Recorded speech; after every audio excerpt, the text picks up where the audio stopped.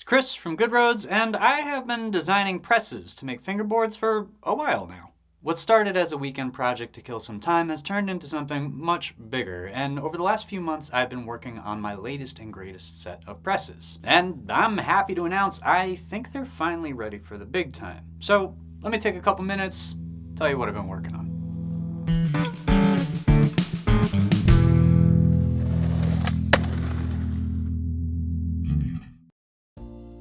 Before getting into the nitty-gritty, I think it's best to tell you about some major systemic redesigns that apply to all of the new presses. So let's start with what's probably the biggest, most impactful update. I have done away with the 3D printed clamps. Instead, now we have these beefy stainless steel bolts, washers, and wing nuts. This replaces the weakest, hardest to produce component of the presses with a pretty much unbreakable, off-the-shelf solution. Not having to worry about the strength of that part unlocked a ton of freedom for me to optimize and fine-tune the printed parts of the presses, so let's take a minute to look at all the different features. First up, what is with this weird triangle shape? Chris, are you out of your mind? No, not at all. Let's talk about clamps.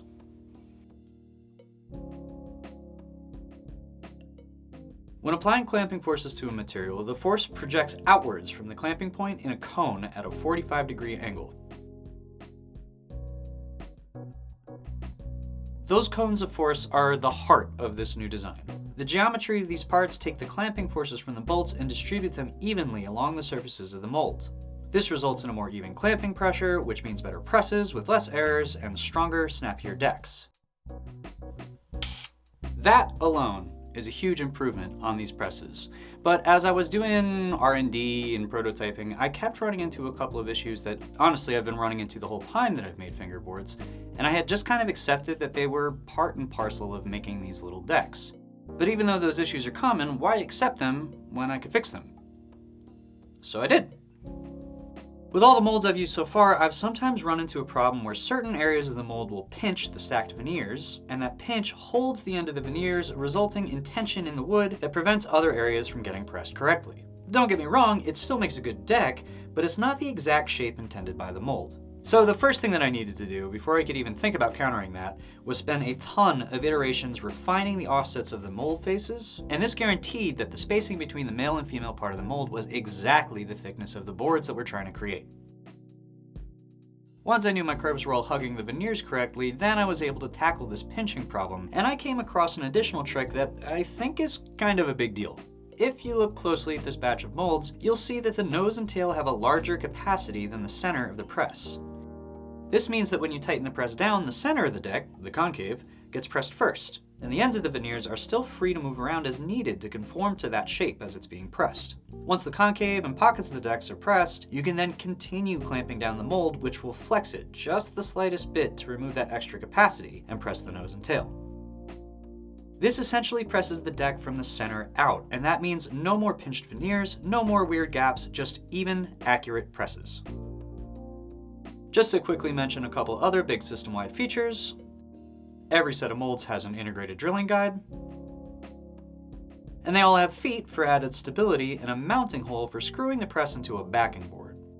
I've got a sort of plan for an entire 3D printed factory that you can attach to a board and hang on the wall or make like a Murphy table out of or something like that, and these feet are sort of the first step in that idea. The presses have a standardized capacity that's big enough to make a large variety of decks. They can press blanks up to 108mm long by 38mm wide, and obviously you can cut them down smaller than that if you want. And each press is going to come with a shaper for all of your routing needs. Okay, those are the large universal swaths. Let's dial down now and take a look at some nitty-gritty. For this first batch I'm releasing, I am putting out 3 tasty geometries that you can press. The first is a street-style mold with a radial concave. It makes excellent decks, and in my testing so far, this one is the best at pressing multiple decks at a time. The other ones still work just fine. This one just does the best job of maintaining the concave profile through the whole stack of decks. The next one is another street geometry. I got a lot of feedback on the older set of molds that the differences between the tub models and flat models were very subtle. So I've combined them into one and added just the slightest curve to the bottom of the concave. This curve help ensures that the bottom of the deck is pressed tightly, and what we wind up with is technically some kind of progressive tub concave, but for simplicity we'll just call it tub.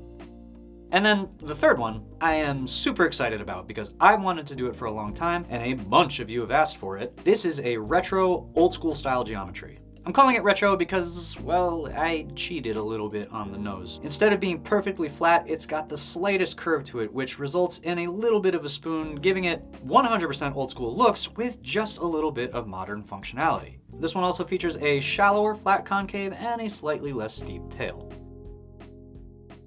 As I mentioned, each of the presses comes with a shaper. The shapers for the street decks are 100mm by 33, and the old school shaper is 94 by 33 and has a dope little Coke bottle shape. A lot of old school decks don't have full-length noses, or any noses at all, really. So in addition to being in line with that retro aesthetic, I've found that this is also a great way to use up some veneer cutoffs that otherwise might be too short for other deck shapes.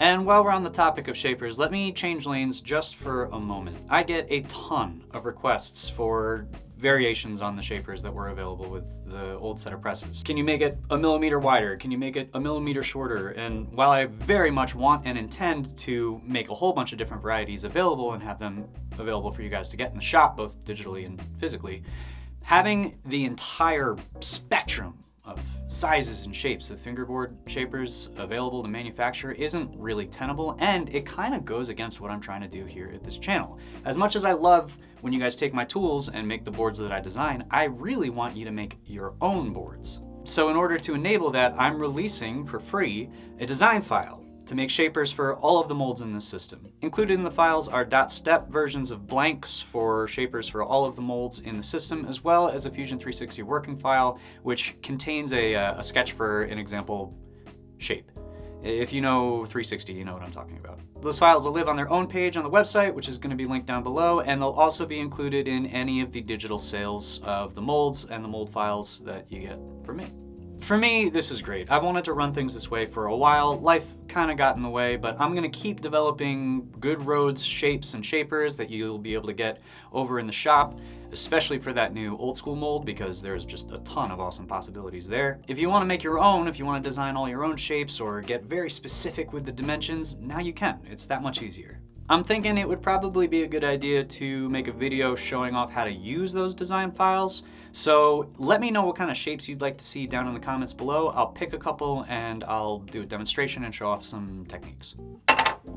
Okay, well, that was a lot of talking, but to be fair, this is a lot of updates. I have seriously put a ton of time and effort and R&D and prototyping into making sure that these presses are leaps and bounds better than their predecessors. And I gotta say, I'm really proud of the results. Everything from the systemic updates to the modifiable shapers to the design language. I like how these things look as objects. I think I did a really good job with these ones. And if you think so too, and you want to get a hold of some for yourself, just head over to the shop at goodroadscollective.com. That is weird every time. Where you can get the genuine artifact from me, or if you've got a 3D printer, you can get the files to print one for yourself.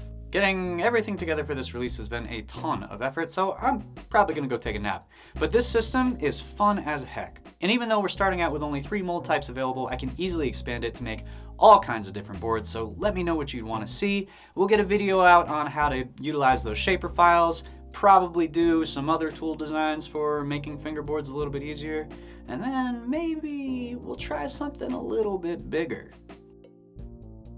So if you want to see that and all kinds of other awesome DIY board sport stuff, just go ahead and subscribe. If you like free, customizable, modifiable tools and files like the shaper files that I just released, I got a Patreon. That's the best way to support. It makes it easier for me to release stuff like this to you guys for free. Check it out. There's a link down below. And that's gonna be it for this one. As always, I love having you all along for the ride. So until next time, I'll see you soon.